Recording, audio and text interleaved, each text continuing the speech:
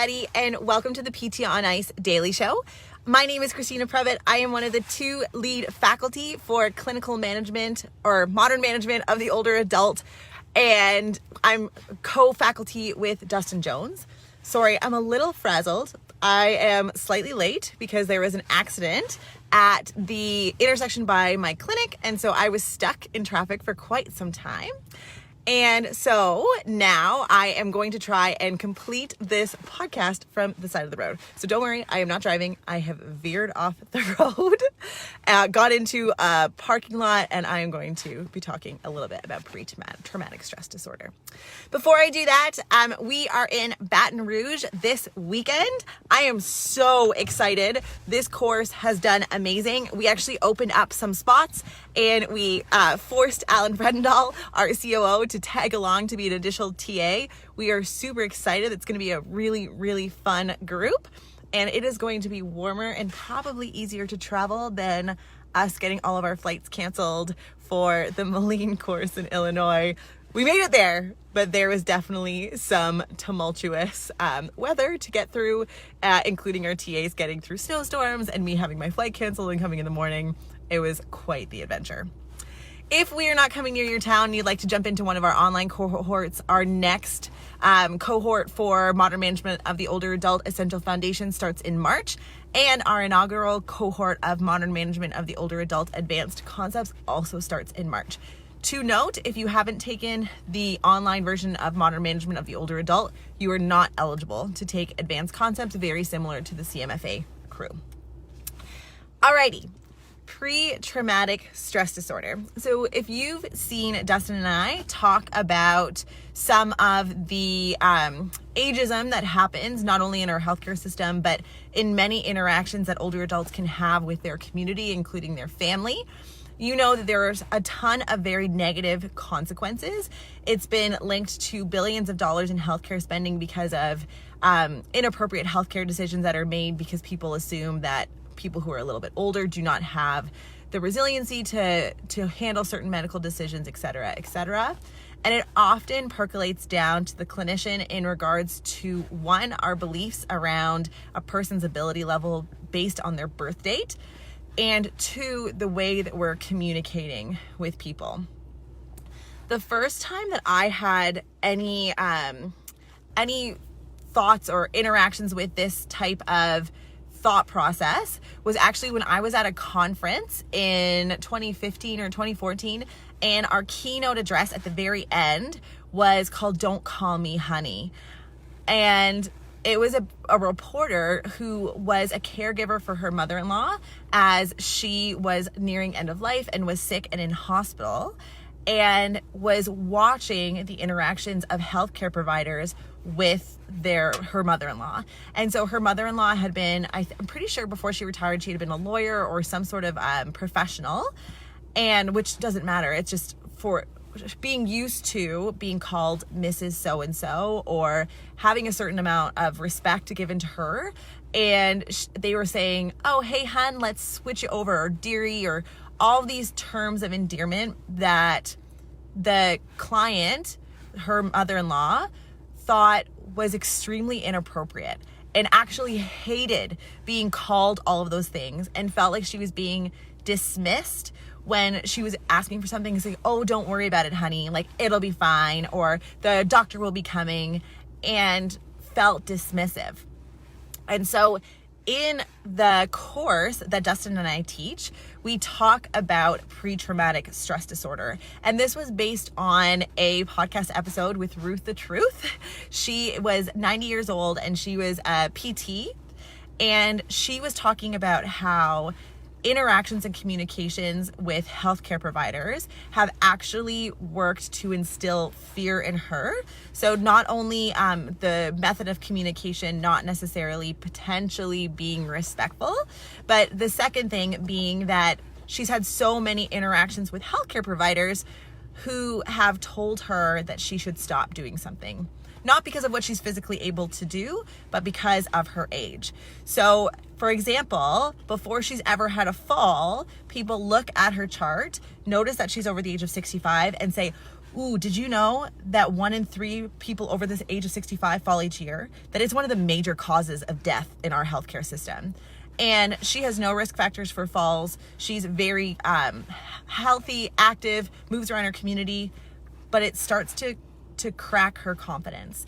And every single time we put a little dent in that confidence, eventually we start having individuals do less and less movements, be increasingly more careful or increasingly more fearful of things because they're constantly being told by their healthcare providers that they can't do anything.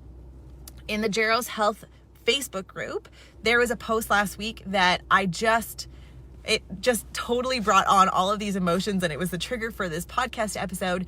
She was saying that she had a previously active 90-year-old who was super active, was doing yoga and gardening and things around her community. And she went to her physician and he said, oh, like with your age, you should probably only be doing chair yoga, not real yoga, even though she had no problem doing regular yoga. Said, oh, you should never be using weights, just do everything body weight. You know, with your age, you're in your 90s, you probably shouldn't be doing any of that. And because of that, she listened to her doctor. She stopped doing a lot of those things, and as a consequence became weaker as a result. And so when this PT saw her and was trying to encourage her, she now was in this conflict of opinions with her primary care physician. And, you know, sometimes we talk a lot about messages that physicians give and how it can be slightly frustrating. Sometimes for PTs, when you feel like your opinion is in direct opposition of what the primary care physician or some of the specialists have said to your clients. And I can totally understand that, you know, like post total knee or post total hip replacement, and individuals are saying don't do strength training. We've heard this type of example. Really cautious about hip precautions, for example, all of those types of things. But it's not only physicians, it's also PTs. How many people have instilled fear in their clients, not meaningfully, but by saying, oh, you should probably be careful, or or don't do that exercise, it's not safe with your arthritis. I have an example in my practice where I have an advanced care physio who told my client who had arthritis in her knee and is waiting for a knee replacement that, oh, you have bone-on-bone arthritis. Of course you can't bend your knee when you walk. And the consequence of that he probably wasn't aware was going to happen, at least I hope he was not aware, is that she started circumducting with her gait because he said, well, of course you can't bend your knee. As a result of that circumduction, she put so much pressure on the opposing side, her hip, that she started developing severe sciatica that actually trumped the pain in her arthritic knee. And so in an attempt, I feel like, to potentially help or validate what she was experiencing, he actually instilled a lot of fear in her in regards to how she was walking. And because of that, she ended up having another subsequent injury happen, and now we were trying to rehab both. So my question is, take some time today and reflect on our communication. It doesn't necessarily have to only be for people over the age of 65, but are we dealing fear or are we dealing hope?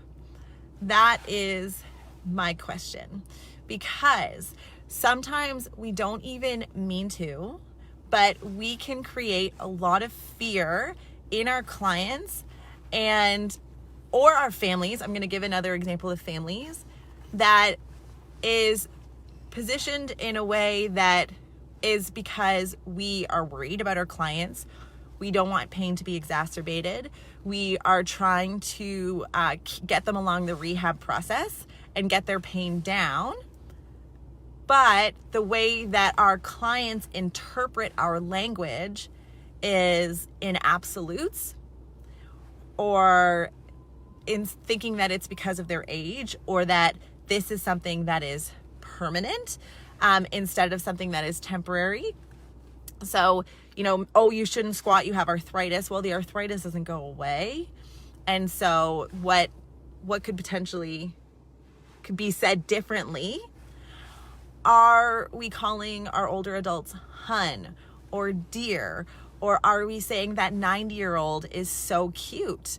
Because it essentially makes a power shift where our older clients, when we say that, I call that too pre-traumatic stress disorder, because it takes power away from our clients. Because if we're saying honey or dear, I say that to my daughter, and they're maybe considered, instead of us being on the same plane and us discussing and coaching and working through our course of care together and taking our clients' opinions and thoughts into account and working through their problems together, they may feel that they need to rely on you for their care. And it is with that they feel like they're reliant on you, where my goal is to try and improve my client's self-efficacy at 80 so that he or she feels like she can get up and off the floor, can live with a quality of life that she is happy with because she's able to do the things that he or she wants to do. And I think those are really important thoughts. I'm going to leave you with 2 more stories, and then I'm going to try and get you guys to hopefully reflect on your own communication and on the communication of what you see with your clients around you. The first one is with family. Oftentimes we can be fairly good. I've discussed this on the podcast before around working with our clients and our communication, but sometimes we're not the same with our family. I talked about this actually on our Christmas episode about the older members of our family. And I talked about the story with my grandmother, who is 95, is driving independent in her home, can get up and off the floor, still gardens, feels like she's slowing down a little bit, is not using a gait aid, who met my daughter for the first time at 3 months. And she was standing, she had walked in, again, completely unassisted, was totally fine, was carrying a big, heavy container of cabbage rolls. She put the cabbage rolls on the table and I gave her my daughter. And everyone around her freaked out and was like, no, you can't do that. Like, let's get grandma to sit first, just like you would if you had a 4-year-old who was meeting their baby brother for the first time. And I got so mad because I said, she is totally fine, but there was enough of a worry from my members of my family that my grandmother was now afraid to hold my daughter after that. And so the remainder of the day, anytime I saw my grandmother standing up, I gave her Maya because I wanted to extinguish that fear as quickly as it came in.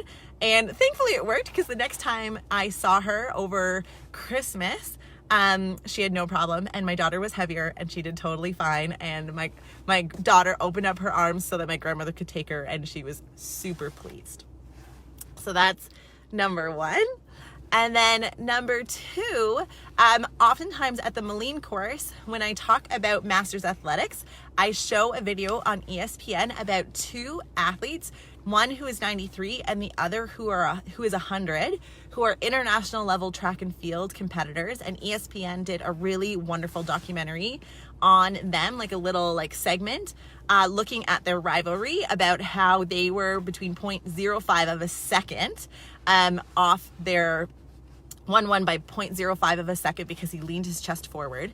And I talk about that not only is this amazing because it's highlighting Masters athletes, they're talking about their age, but they're also talking about how these are athletes, even though they're in their 90s or 100s. If you're listening to the podcast, I have air quotes as even though, because they are athletes just like an open athlete competitor. But some of the clinicians who some of the clinicians who are listening or watching the video, I hear them saying, "Oh my gosh, that's so cute." And I challenge you not to do that, because you wouldn't say that to a 30-year-old track and field athlete. Why would you say that to a 90-year-old? They are international level athletes. They travel all over the US and all over Europe in order to compete. So I don't think they're cute. I think they're freaking awesome.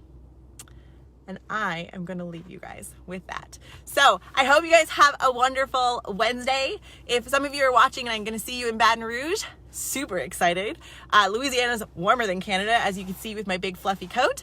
I hope you guys have a wonderful week. Reflect on some of your language. Are you creating pre-traumatic stress? Are you helping to ameliorate it if individuals have been experiencing this? If you are seeing other clinicians doing that, are you addressing it, or are you just letting it happen? Because sometimes doing nothing can be just as bad.